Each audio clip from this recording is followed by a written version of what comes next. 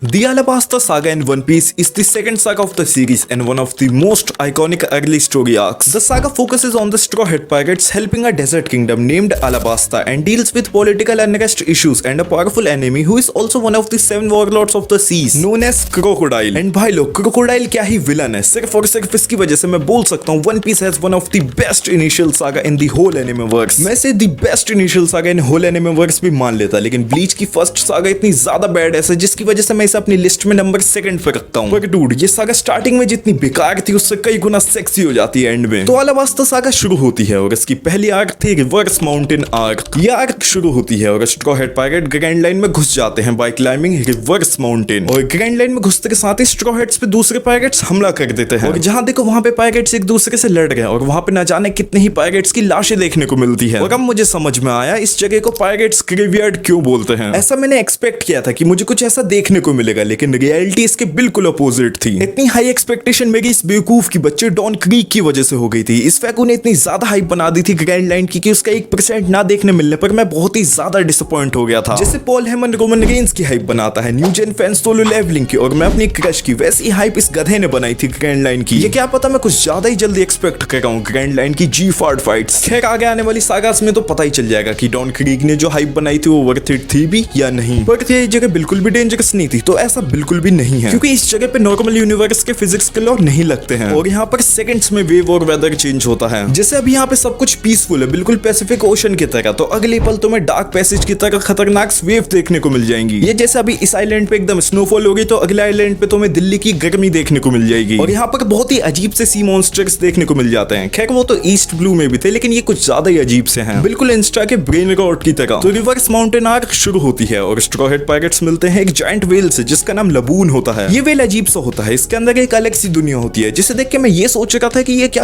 आप दिखा रहे हैं, लेकिन फिर मुझे याद आया expect the unexpected in the grand line. और जब अनएक्सपेक्टेड एक्सपेक्ट करना है तो एक्सपेक्ट ही क्यों करना है, बस फ्लो के साथ चलते रहो। तो ये आर्क मुझे पर्सनली तो इतनी कुछ खास नहीं लगी और इसमें हमें कुछ अच्छा देखने को भी नहीं मिलता है। बस ये पता चलता है कि लॉग पोस्ट कितना इंपॉर्टेंट है इस जगह पे, लेकिन ये लॉग पोस्ट सिर्फ इस जगह के लिए इंपॉर्टेंट नहीं है बल्कि ये स्टोरी को फैन से कनेक्ट करने में भी बहुत ही इंपॉर्टेंट रोल प्ले करता है, क्योंकि यही वो चीज है जो कि सेंस बनाता है कि स्ट्रॉ हेड इस आइलैंड से दूसरे आइलैंड पे क्यों गए। तो ये आर्क खत्म होती है और इसकी पीक आर्क शुरू होती है और ये मुझे काफी ठीक सी आर्क लगी क्योंकि इसमें बहुत ही इंपॉर्टेंट कैरेक्टर जैसे वीवी और उसका बतख, मिस्टर 8, मिस्टर एंड मिसेस 5 और मिस्टर 0 इंट्रोड्यूस होते हैं। इस आर्क को इसके नए कैरेक्टर्स और लूफी एंड जोरो की फाइट ने वॉचेबल बना दिया था। वैसे लूफी और जोरो की फाइट देखने में मजे तो बहुत आए थे। अब नेक्स्ट आर्क शुरू होती है लिटिल गार्डन आर्क। ये आर्क पर्सनली तो मुझे अच्छी लगी क्योंकि जब मैं छोटा था तो मुझे कुछ चीजें बहुत ही फैसिनेट करती थी, जैसे डायनासोर्स, एलियन, साइंस, हिस्ट्री और टॉम एंड जेरी की वजह से पायरेट्स। तो स्ट्रॉ हेड्स लैंड करते हैं प्री हिस्टोरिक आइलैंड पर और यहाँ पर डायनासोर्स के साथ इन्हें 2 बड़े जायंट्स देखने को मिलते हैं जिनका नाम ड्रॉगी एंड प्रोगी होता है और इनकी ड्यूल 100 सालों से चलते हुए आ रही है। देखो इस आर्क में मुझे बस यही कमी लगी कि जो इसमें डायनासोर्स थे वो बस फूड का काम कर रहे थे। आई मीन देखो यार ये सीरीज पायरेट्स के ऊपर बेस्ड है तो मुझे एक्सपेक्ट भी नहीं करना चाहिए कि डायनासोर्स पे फोकस करेंगे, लेकिन अगर थोड़ा बहुत इंपॉर्टेंस दे देते तो मेरे अंदर का बच्चा खुश हो जाता। But aside from dinosaur thing I like the way they showed Dorry and Brogy duel because the giants live life on their own terms, battling it out on an island no one cares about without blending into society's rule. That kind of freedom aligns with Luffy's core dream, being the fairest person on the sea, Pirate King. तो ये तो बात होगी ड्रॉगी और ब्रोगी की dual के बारे में, लेकिन अगर बात करें इस आर्क के main antagonist Baroque Works agents Mr 3 and Mrs Golden Week के बारे में, सॉरी मिस गोल्डन वीक के बारे में, तो इनकी पावर्स तो बहुत सही थी लेकिन ये इंपैक्ट नहीं बना पाए बिल्कुल भी। मतलब इन्हें देख के ये नहीं फील हो रहा था कि स्ट्रॉ हेड पायरेट्स को हरा देंगे। और इनकी फाइट में जब जोरो ने अपने पैर काटना शुरू कर दिया था तो एक्सपेक्टेड था कि वो अपने पैर नहीं काटेगा, वो इसलिए भी एक्सपेक्टेड था कि वो बिना पैर के थोड़ी बेस्ट शॉट्स में इन द वर्ल्ड बनेगा। लेकिन इस इंसिडेंट को देखिए ये क्लियर हो गया कि जोरो कुछ भी कर सकता है लड़ाई जीतने के लिए। पर इस आर्क में थोड़ा ये फील हो रहा था कि जोरो से ज्यादा पावरफुल सांजी हो गया है। तो ये आर्क खत्म होती है और नामी की तबीयत खराब हो जाती है जिसकी वजह से स्ट्रॉ हेड डॉक्टर ढूंढते ढूंढते ड्रम आइसलैंड पे पहुंच जाते हैं और ड्रम आइसलैंड आर्क शुरू होती है और यहाँ पर एक नया कैरेक्टर इंट्रोड्यूस होता है जिसका नाम होता है टोनी चोपर। एंड भाई लोग क्या ही कैरेक्टर है ये, लूफी, उसप और चोपर, ये तीनों कैरेक्टर कुछ ज्यादा ही फनी है। ये तीनों जब एक साथ स्क्रीन पे आते हैं तो मैं हंसते हंसते पागल ही हो जाता हूँ। आई विश मैं इनकी गैंग को ज्वाइन कर पाता। वैसे जो ये चोपर है इसने भी डेविल फ्रूट खाया, मुझे लगता था डेविल फ्रूट बहुत ही रेयर होते होंगे लेकिन ऐसा नहीं है। हर एक आर्क में कुछ ऐसे बंदे मिल जा रहे जिन्होंने डेविल फ्रूट खाया और सबने डिफरेंट टाइप के फल खाए हैं। मुझे लगता था लूफी की पावर बहुत ही यूनिक होंगे लेकिन मैं गलत था। वैसे जो ये चोपर का ओनर था डॉक्टर हिगलुक, ये मुझे बहुत ही अच्छा कैरेक्टर लगा क्योंकि भले ही एक ऐसा डॉक्टर था जो कि किसी भी बीमारी का इलाज नहीं कर पा रहा था, but he never stop dreaming of healing the people's heart and saving his country from despair. He knew he was trying but he kept dreaming and refused to give up. ये मानता था कि लोग तब नहीं मरते जब उनकी बॉडी बॉडी गिव आउट कर देती है, बल्कि तब मरते हैं जब लोग उन्हें भूल जाते हैं या वो अपने सपने पूरे नहीं कर पाते हैं। हिरोलुक की एक फेमस लाइन है, when do you think people die? When they shot with a bullet? No. When they eat a soup made from poisonous mushrooms? No. People die when they are forgotten. This line alone captures everything he believed in, that dreams, love and memories keep a person alive far beyond their physical existence. हिरोलुक भले ही पूरी दुनिया के लिए एक पागल बुड्ढा था, but to me and Chopper, he was a hero who taught us that dreams is worth it, even if the world laughs at you. देखो इस आर्क में मुझे हिरोलुक तो पसंद आया ही, पर साथ ही चॉपर भी बहुत पसंद आया, क्योंकि ये मल्टी इमोशनल कैरेक्टर था। इसने थोड़े ही टाइम में अपने कैरेक्टर की वैरायटी दिखा दी कि मैं तुम्हें हर एक इमोशन फील करवा सकता हूँ, और इसकी बैक स्टोरी इसके लिए एक मैसिव प्लस पॉइंट की तरह काम करती है। इन शॉर्ट मुझे ये दोनों कैरेक्टर बहुत ही पसंद आए, और इनके अलावा इस आर्क की एक और मेन हाईलाइट थी जब वर्लपूल पायरेट फ्लैग को डिस्ट्रॉय करने की कोशिश करता है, तो लूफी को बहुत बुरा लगता है, क्योंकि उसके लिए सिर्फ एक पीस ऑफ क्लॉथ नहीं है, बल्कि एक सिंबल है जो कि लोगों को मोटिवेट करता है अपने ड्रीम्स को चेस करने के लिए, और याद दिलाता है कि इस दुनिया में कुछ भी इम्पॉसिबल नहीं है। और ये चीज मुझे भी बहुत बढ़िया लगी लूफी के बारे में, कि उसे अपने खुद के तो सपने पूरे करने हैं, लेकिन वो इस चक्कर में किसी और के सपनों को नीचा नहीं दिखाता, बल्कि उनके सपनों की भी उतनी इज्जत करता है जितनी वो अपने सपनों की करता है। देखो अगर इन रियलिटी देखे तो दूसरों के सपनों की वही आदमी इज्जत करता है जिसकी खुद के सपने होते हैं। तो अलाबास्ता सागा की 5 आर्क में से 4 आर्क खत्म हो गई हैं, जिसमें से मुझे सबसे बढ़िया लगी ड्रम आइसलैंड आर्क। लेकिन अब शुरू होती है the best arc of this saga, अलाबास्ता।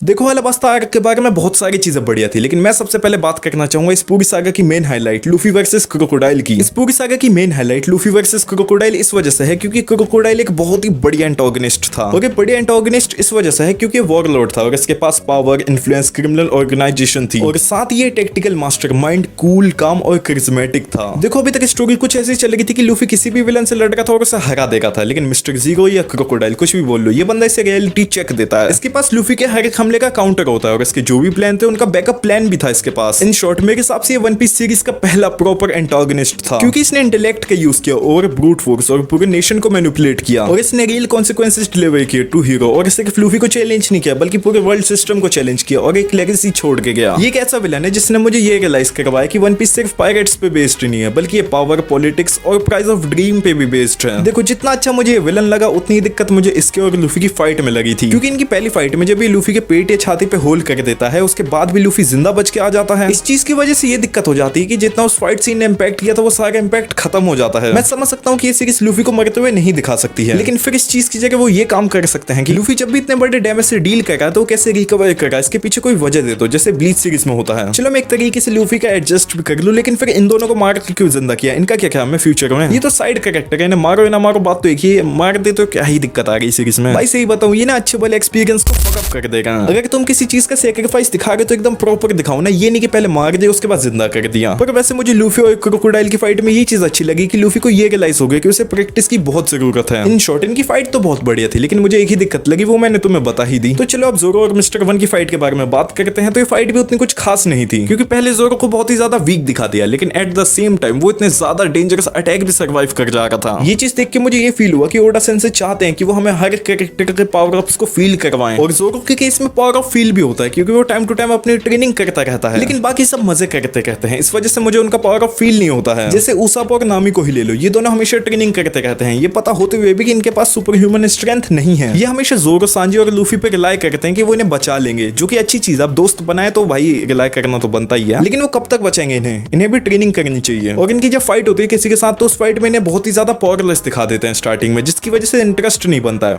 लेकिन हाँ मजे बड़े आते हैं इनकी फाइट देखने में। जब ये फाइट जीतता है तो ऐसा फील होता है कि ओडा सेंसे ने जबरदस्ती फाइट जितवा गए हैं। एक चीज और जो मुझे बहुत ही ज्यादा बेकार लगी कि चॉपर को बहुत ही ज्यादा वीक दिखा गए हैं। इसने भी डेविल फ्रूट खाया, इसे भी थोड़ा पावरफुल दिखाओ। देखो अलाबास्ता सागा की सारी फाइटों में कुछ ना कुछ दिक्कतें थी, सिर्फ सांजी वर्सेस मिस्टर 2 की फाइट छोड़ के, क्योंकि इस पूरी फाइट में कहीं पर भी ये फील नहीं हुआ कि सांजी को जबरदस्ती जिताते हुए दिखा रहे हैं। अगर मैं ओवरऑल बताऊं इस पूरी सागा की जो सबसे बेकार चीज थी वो है वीवी। भाई सच बताऊं इस बेवकूफ की बच्ची ने कुछ ज्यादा अनॉय कर दिया था मुझे। कुछ सीन पे तो मेरा ऐसा मन कर रहा था कि भाई बंद कर दो वन पीस, भाई अब नहीं देखा जाएगा मेरे से। लेकिन फिर इसने कुछ सीन्स पे मुझे बहुत ही ज्यादा इम्प्रेस कर दिया था। जैसे जब ये डांस गर्ल वाले कपड़े पहनती है तब। तो देखो अलाबास्ता सागा ओवरऑल तो बहुत अच्छी सागा है, क्योंकि इसमें हमें sadness, tragedy, anger, injustice, friendship, loyalty, hope, determination, tension, despair, bitter farewell और एस देखने को मिलता है। और सही बताऊं भाई लोग, एस मुझे बहुत ही ज्यादा पसंद आया था, बस उसे ज्यादा नहीं दिखाई इस आर्क में, इस वजह से मैंने उसकी बात नहीं की। होपफुली भाई ये बंदा मुझे जल्दी देखने को मिले, क्योंकि ये बहुत पसंद आया मुझे। तो sadness, rage, pride, love, heart break, hope, dreams, bond, sacrifice, ये सारी चीजें पीक करती हैं इस सागा में। इसी वजह से सागा मुझे बहुत ही ज्यादा पसंद आई। तो यही था मेरा ओपिनियन इस सागा पे। होपफुली जो भी इसमें दिक्कत थी वो स्काइपिया में ना हो। और मैं तुम्हें मिलता हूँ इस वाली वीडियो में, और देख लेना, क्योंकि ये वाली वीडियो बहुत बढ़िया, मुझे लगता है तुम्हें देखनी चाहिए। और तुम भाई हो भी भाई बहुत खूबसूरत से, तो तुम्हें देखनी चाहिए भाई, क्योंकि ये वीडियो सिर्फ खूबसूरत लोग ही देखते हैं। देख लो।